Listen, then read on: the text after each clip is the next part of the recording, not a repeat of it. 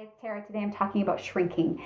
And shrinking, I mean the sacrifices that we make, the pieces of ourselves that we give up or we give away as we begin this process of adulting. We grow up, we're told to be serious and sensible and practical and disciplined, and all those things are important.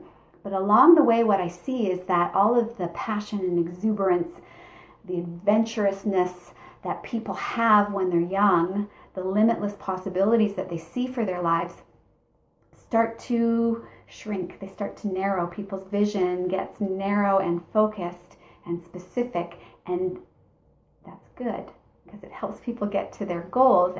But if it's following the plan of expectation that everybody else is doing and it's not connected to what's really important to you, you can end up reaching all your goals and feeling really dissatisfied. You could feel like you're suffocating in your own life, and I see it all the time. People do this in their relationships.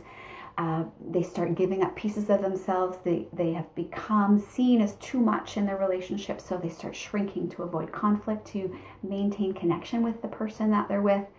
And they can stay in those relationships a really long time and really lose themselves in it, really lose the ability to experience what the depth and the breadth of real love can be, because that's all about expansiveness and being the best of yourself and the biggest, boldest version of yourself, and having somebody really resonate with that. We give up on that when we're with somebody that we care about, that needs us to be less than what we are, that needs us to shrink for them to be okay.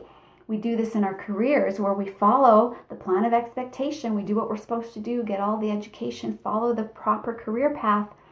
If we're not connected to passion and desire and meaning in that, and that it matters to us, we can really be successful and really not be happy. So then we feel trapped. We feel like we cannot change because it's too late, because there's too much risk involved, because there's too much fear involved.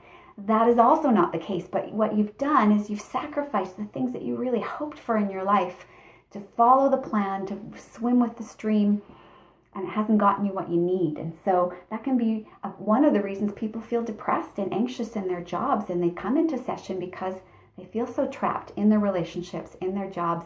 I see this a lot when people get to a place where they've always wanted a family. They get married, they buy a house, they start a family, and all of the things that they used to do, all the activities they used to do, yes, there needs to be a shift, but they've sacrificed so much that now everything is about family, everything is about those children, and they've lost the pieces of themselves that made them unique and interesting and exuberant, energetic, passionate people. Those are the parents that we need, people that can balance the focus of children and parenting and family and that responsibility and that blessing with the sense that they never gave up their own life either, that they still are pursuing the things that brought them life and joy and passion, creativity, that there's still balance in that. When we shrink too much in any of these areas, when we give up too much of ourselves, our lives become out of balance. That's why adulting can be such a health risk, because it's out of balance. We've become too serious, too focused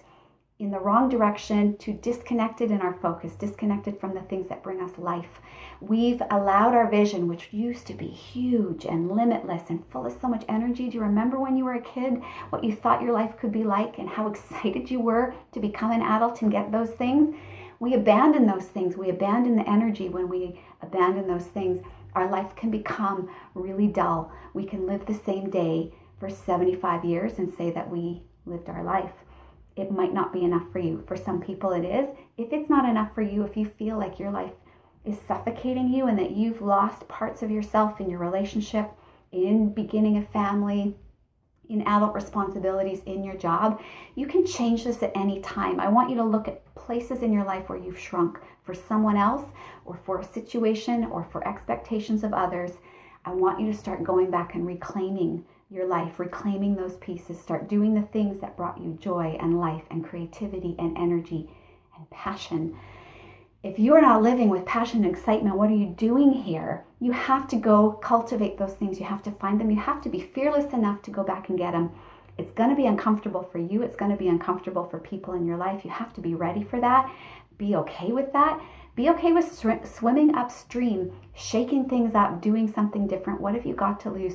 Honestly, do you want to keep living this way? Or do you think that you can start widening your vision, expanding your idea of what your life can become, and start being bold and going after the things that might bring you more happiness, more satisfaction, more connection, more energy?